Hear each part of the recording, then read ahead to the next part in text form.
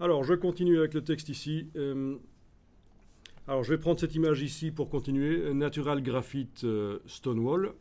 Granite. Natural Granite Stonewall.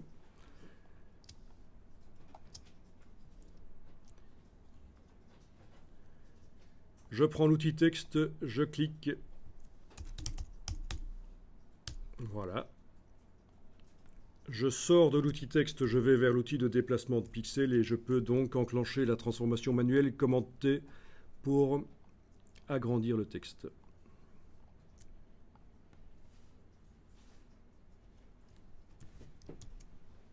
Bien. Je vais texturer ce texte. Donc j'ai fait une transformation manuelle, bien entendu. J'ai appuyé sur la touche Entrée pour valider, ou le petit V là au-dessus. Je suis sorti de la transformation manuelle. Je vais texturer ce texte avec une autre image. Je vais l'ouvrir. C'est l'image par exemple du bois ici. Donc vous pouvez ouvrir l'image du bois.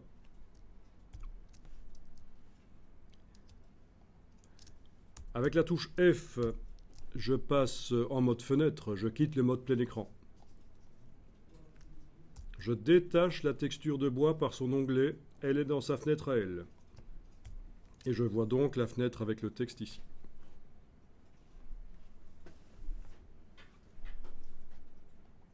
Ok. Jusque-là, est-ce que ça va pour vous? Bien. Je vais avec l'outil de déplacement de pixels, sans devoir faire de sélection parce que c'est tout la texture de bois que je veux déplacer. Sans faire de sélection, je vais déplacer donc la texture de bois vers l'image du texte. On sait que si on enfonce la touche majuscule, ça tombe pile poil au centre, mais ça n'est pas très important ici. C'était important tout à l'heure, mais ici, ça n'est pas très important. Ok, donc elle est arrivée sous forme de calque. La texture est sous forme de calque ici. Touche F, je repasse plein écran.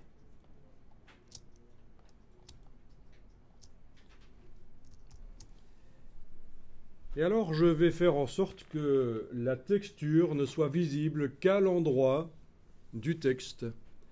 Donc c'est quelque chose qu'on a fait tout à l'heure avec un calque de réglage de type inversé. On voulait qu'il n'agisse que sur le calque d'en dessous.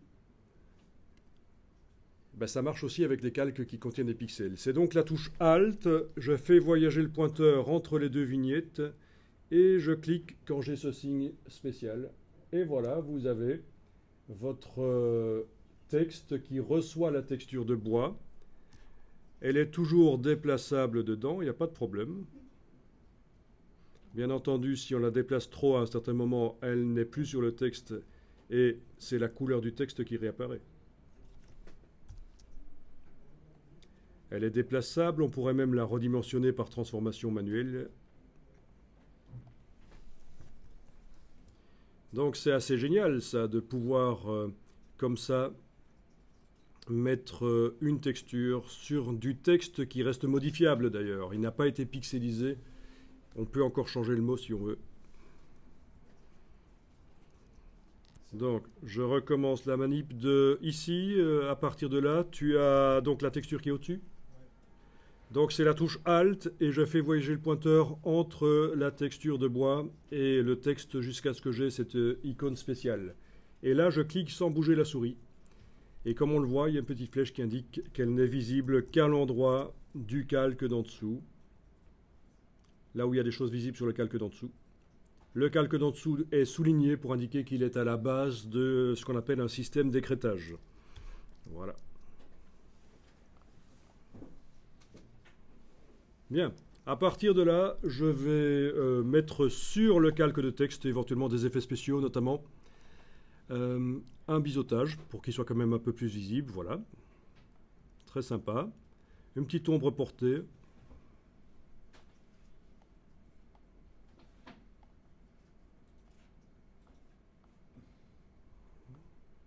Voilà. On y croirait.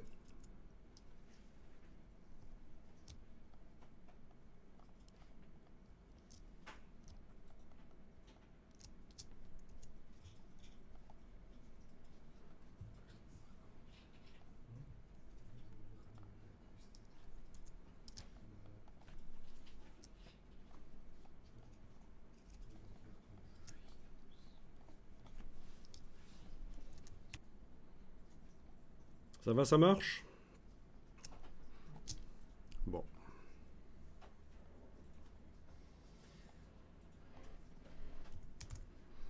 Là, vous avez la totale, hein.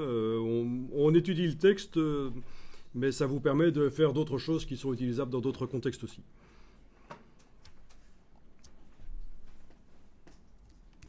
On va aller chercher rapidement un logo sur le web.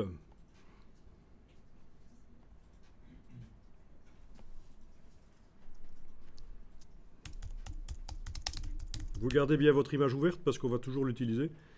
Mais c'est l'occasion d'aller voir comment utiliser un logo qui vient du web. Donc je tape par exemple Wood et public domaine entre guillemets. Dans les outils de recherche des images. Je vais aller demander type image clipart.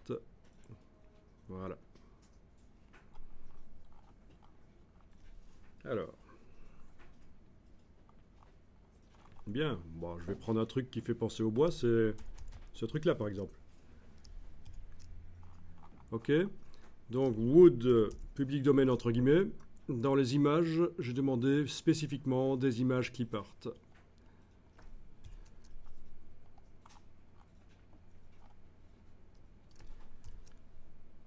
Et je vais utiliser cette image-là.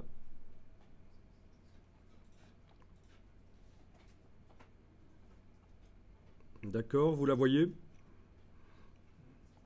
Ok, je l'enregistre dans le dossier.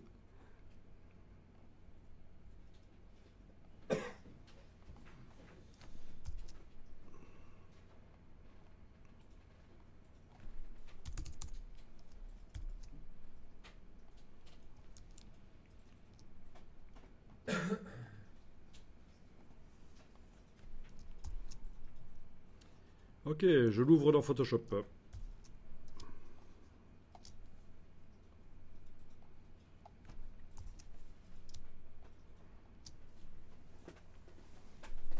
Alors, pour faire disparaître rapidement le fond blanc, vous pouvez utiliser le système d'écrêtage qu'on a vu.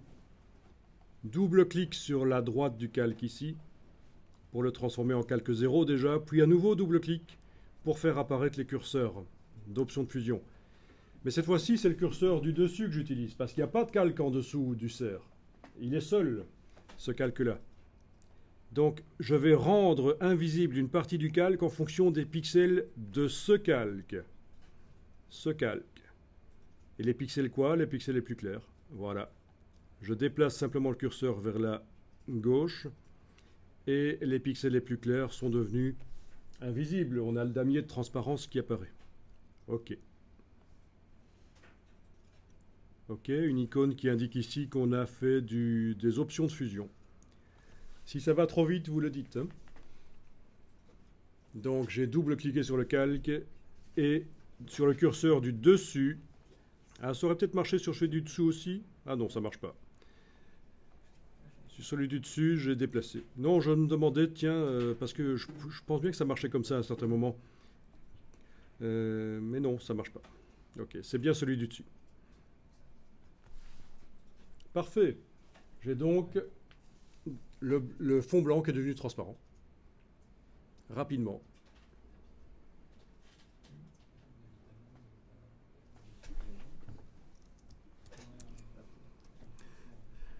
Alors, vous voyez ce qui se passe? Les pixels blancs sont toujours sur la vignette dans le calque, parce qu'en fait, on vient juste de les rendre invisibles. Mais ils sont toujours là. Et pour la suite de l'opération, j'ai vraiment envie qu'ils ne soient plus là, parce que je veux faire la même chose que ce que j'ai fait sur le texte, mettre la texture de bois sur le cerf. Et ça ne va pas marcher s'ils sont toujours là. Alors l'astuce, pour vraiment les faire disparaître, ces pixels, c'est que je crée un calque vide, avec le bloc de feuilles là, et je vais fusionner le tout ensemble, et dans l'opération, les pixels blancs qu'on voit là vont disparaître. Donc je crée un calque vide et je demande par exemple calque, aplatir l'image. Ça n'a pas marché, excusez-moi, c'était calque, fusionner les calques visibles. Voilà, pas aplatir l'image. Ça fait un calque d'arrière-plan. Donc c'était calque, fusionner les calques visibles. Et vous voyez que là, on a vraiment de la transparence autour du cerf. C'est exactement ce que je voulais. Donc ça, c'est la petite astuce, hein. Les curseurs d'écrêtage font disparaître des pixels de l'affichage, mais les pixels sont toujours dans le calque. Si vous voulez qu'ils disparaissent réellement, il faut créer un calque vide et le fusionner avec le calque du dessin. Ah bon, à partir de là, ça va être assez simple. Je vais donc déplacer dans mon image. Alors, voyons où on en est ici. OK. Dans l'image qui contient mon texte ici en bois, je déplace le cerf. Le voilà. Je vais l'agrandir. Par transformation manuelle. Là, j'ai juste enfoncé la touche Alt pendant que je faisais la transformation manuelle, comme ça il s'est transformé par son centre. Mais ça n'est pas obligatoire. Voilà. On est d'accord?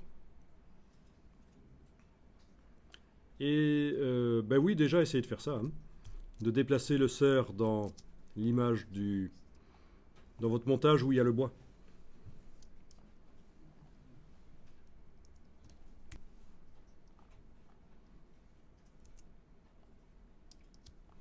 OK. Alors, la suite. Je duplique le calque de la texture de bois. Je le mets au-dessus du cerf. Je l'écrète. Le cerf reçoit le bois. D'accord? J'ai dupliqué la texture de bois en l'amenant sur le bloc de feuilles. Je l'ai déplacé au-dessus du calque du cerf. Et avec la touche Alt, j'ai écrêté. Maintenant, j'aimerais avoir sur le cerf le même effet de biseau que j'ai sur le bois. Je vais prendre ici le mot FX et le déplacer sur le cerf en enfonçant la touche Alt pour faire une copie. Ah ben oui, parce que si j'enfonce pas la touche Alt, ça le déplace. Et dès que le cerf reçoit le bois, le texte ne l'a plus. Si je déplace le FX sur le texte, c'est le texte qui a l'effet spécial de biseau, mais pas le cerf. Donc je suis obligé d'enfoncer la touche Alt pour faire une copie de l'effet spécial d'un calque à l'autre. Et voilà, c'est ce que je voulais obtenir. À partir de là, vous brodez. Là, moi, ce que je sens, c'est que j'ai plutôt envie que le... Oui, oui. Tout ça est compliqué.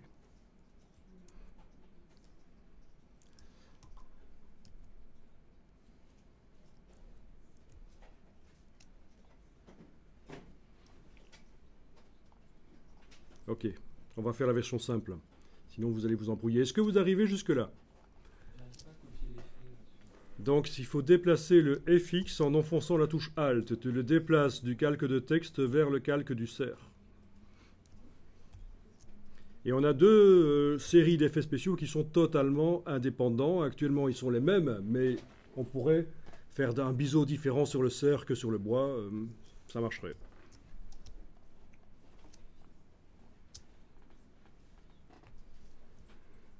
Alors, puisque vous avez réussi à faire ça, je vous montre comment je vais pouvoir déplacer. Je voudrais maintenant pouvoir déplacer, redimensionner en fait le texte et le cerf, faire le cerf plus grand, le mettre à droite du texte, etc., faire des tests. Et pour faire ça, j'ai intérêt à les mettre dans des groupes. Alors, voilà comment je vais faire. Je clique sur le calque du cerf et je demande, dans le menu de la palette des calques, de faire un nouveau groupe d'après des calques. Donc j'ai cliqué sur le calque du cerf, qui est vraiment l'élément central là, hein. Il est en sandwich entre ses effets spéciaux et la texture qui est au-dessus de lui, hein. Et je demande qu'il aille dans un nouveau groupe en faisant nouveau groupe d'après des calques.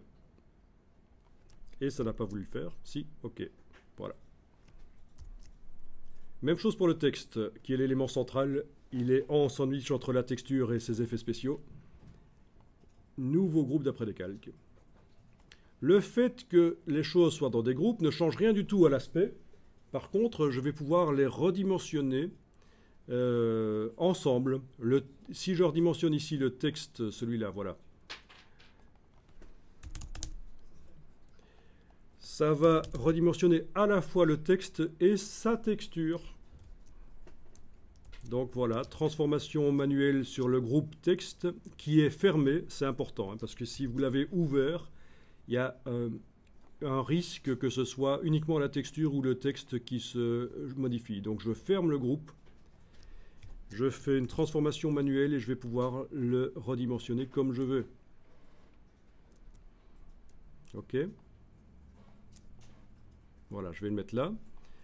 Le cerf, je clique sur son groupe, je le déplace et je vais éventuellement aussi le redimensionner. Il faut zoomer en arrière parce que la texture qui est sur le cerf, elle est immense en fait. Voilà.